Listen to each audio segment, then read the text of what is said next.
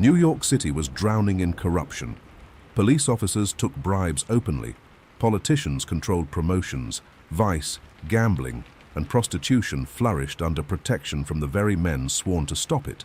The streets belonged to gangs. The police belonged to political machines. And nobody expected it to change. Then came Theodore Roosevelt, before he charged up San Juan Hill, before the White House, before becoming one of the most famous presidents in American history.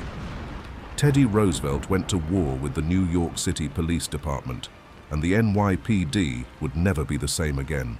Roosevelt was about to make enemies powerful enough to destroy him. Because taking on crime was one thing.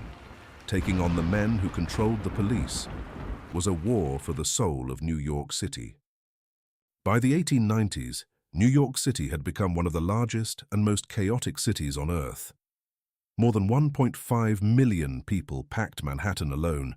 Immigrants poured into the city from around the world. The streets never slept. Neither did the crime. Gangs controlled neighborhoods. Prostitution and illegal gambling thrived openly. Violence exploded nightly in saloons, brothels, and alleyways. But the biggest problem wasn't the criminals. It was the police. The NYPD had become deeply infected by corruption. Officers accepted bribes to ignore illegal activity. Promotions were bought through political connections. Police captains collected protection money from criminals like businessmen collecting rent. And behind it all stood Tammany Hall, New York's powerful political machine. Tammany controlled city government, Tammany controlled jobs, and Tammany controlled the police. If you were loyal, you got promoted. If you weren't, your career was over. For ordinary New Yorkers, faith in the police collapsed. Many saw the NYPD not as protectors, but as enforcers for corrupt politicians. Then, in 1895, everything changed. Theodore Roosevelt was only 36 years old when he became president of the New York City Board of Police Commissioners. He was young, aggressive, intensely ambitious, and completely fearless. Roosevelt already had a reputation as a reformer. He believed corruption was poison. He believed weakness destroyed institutions. And he believed the police should serve the public, not politicians. The moment he took office, he declared war on corruption. Not quietly, not politically, publicly, and immediately. Roosevelt shocked the city.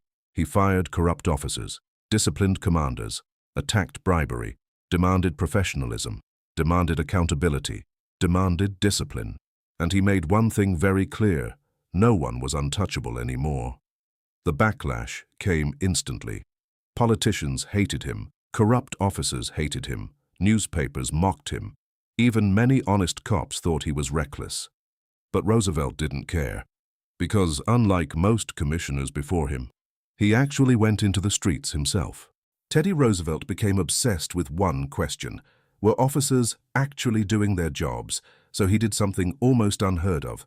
He started secretly patrolling New York City at night, sometimes after midnight, sometimes in freezing rain, sometimes in blizzards. Without warning, Roosevelt would suddenly appear on patrol routes, looking for officers who abandoned their posts. And what he found shocked him. Many officers were sleeping, drinking, hiding indoors, ignoring patrol duties entirely. Some simply vanished during shifts.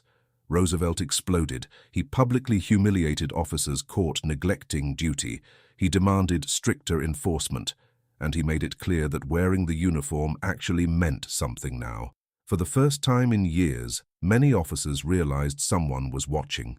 The city became fascinated by Roosevelt's midnight patrols. Newspapers followed him constantly. Some praised him as a hero, others accused him of grandstanding. But ordinary citizens began seeing something unfamiliar, a police leader who actually walked the same dangerous streets they did. And Roosevelt loved the attention because he understood something modern politicians still understand today: visibility is power. But Roosevelt's biggest enemy wasn't crime, it was politics. For decades, Tammany Hall had controlled New York City, and Roosevelt threatened everything they had built. As police commissioner, he began enforcing laws that politicians had ignored for years, including the controversial Sunday liquor laws. Suddenly, saloons were raided, businesses were shut down, political allies lost money, and Tammany Hall struck back. Newspapers attacked Roosevelt almost daily. Political leaders called him dangerous. Some accused him of trying to become a dictator. Others mocked him as an attention-seeking cowboy, but Roosevelt refused to back down. Soon, the conflict consumed the entire city. On one side stood the political machines, corrupt officers, vice operators, and career insiders determined to protect the system. On the other stood one stubborn commissioner, a man convinced he could force reform onto New York City. But despite all his energy and all his determination, Roosevelt discovered a brutal truth. Cleaning up corruption was far harder than exposing it. The deeper he pushed, the more resistance he faced. Because corruption wasn't just individual. It wasn't just a few bad officers. It was systemic, embedded deep within the foundations of city government itself. And even Theodore Roosevelt could not destroy it alone. But, blow by blow, Roosevelt chipped away at the machine, exposing the corruption hidden inside, but it would never be enough. Theodore Roosevelt served as police commissioner for only 2 years, but those 2 years changed the NYPD forever. He professionalized policing, expanded accountability, improved discipline, and forced the public to confront how deeply corruption had infected the system. Not every reform lasted, not every battle was won, but Roosevelt transformed what Americans expected from police leadership: aggressive, visible, publicly accountable, and deeply tied to politics. His time in New York also transformed him. The midnight patrols, the political warfare, the constant battles with corruption forged the public image that would later carry him to the presidency. The fearless reformer, the fighter, the man who charged directly into chaos. Before Teddy Roosevelt led the nation, he tried to save New York City, and in many ways, the streets of Gotham made him who he became. Theodore Roosevelt came into New York City's police department like a storm. He challenged corrupt officers. He defied political bosses. He dragged hidden deals into the light, and for a brief, unforgettable moment, the most powerful machine in New York had to answer to one man who refused to look away. But Roosevelt's war as police commissioner could not last forever. The deeper he pushed, the harder the city pushed back. Tammany Hall survived. The political machines adapted, and Roosevelt learned a brutal lesson. You can expose corruption, you can punish it, you can even terrify it. But destroying it completely is something far harder. His time as police commissioner was coming to an end.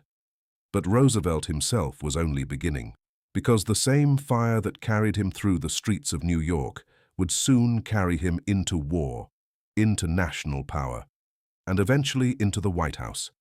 The police commissioner era was over, but the Roosevelt legend was just getting started, and the battle over power, policing, politics, corruption, and reform never truly ended. It only changed uniforms. Anyways, we are the Gotham Police Files, watching the past so we can understand the present. And together, we keep police history reborn. I'll see you in the next chapter.